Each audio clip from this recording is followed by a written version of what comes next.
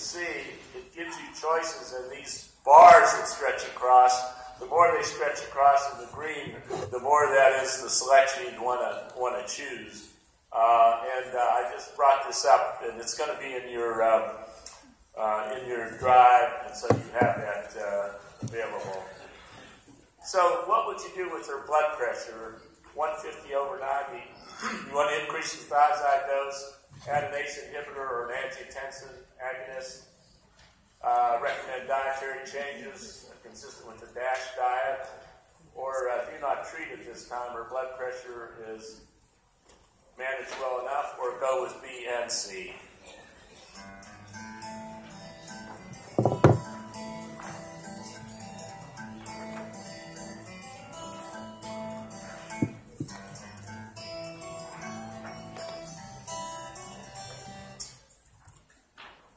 And most of you picked E, go with B and C.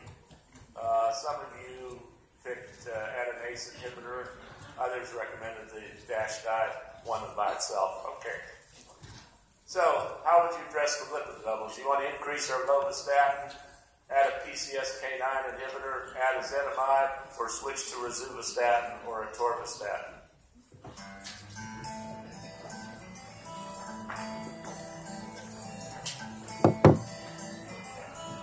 Let's remember that while you finish voting that lovastatin was the first statin around, and the newer statins are more potent than that, and most of you did pick B. Some of you would increase the lovastatin dose. I think we'll see. Most of us wouldn't do that. But. So this is, again, this tells you who wrote up the current ACE algorithm. I was involved with the first one in 2009, but they kicked me out after that. So, but these are good people that have done this. Even Dr. Garvey's in here, and you know he's a good guy. And here's the comprehensive management. I just put this in so you have it in your drive, and I'm not going to go into any of these in great detail. You already saw the lifestyle with Dr. Garvey. So let's talk about what we're looking at. We obviously are looking at genes and environment and whether or not people develop insulin resistance, and the insulin resistance and the abnormal beta cell function ultimately are going to lead to type 2 diabetes. People that can compensate for this may not develop it, and some of this is genetic, and other is environmental. And we've got a lot of environmental influences, many of them bad, as you know. This is the so-called ominous octet, which was described by Dr. DeFranco.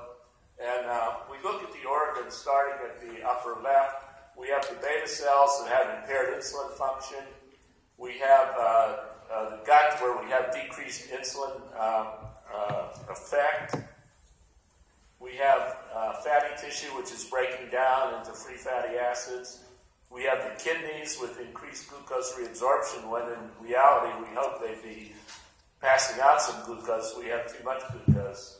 The mechanism for this is unclear, by the way. We don't know, whether this was back in the old days when you had a peck and hunt for food, and the body was conserving glucose because it's necessary for brain function. Decreased glucose uptake by the muscles. Neurotransmitter dysfunction, and this, by the way, this decreased uptake was the original mechanism of action of insulin before they knew about insulin receptors. And I was fortunate enough, my first mentor in diabetes was Dr. Rockville Levine, who made this discovery in 1949.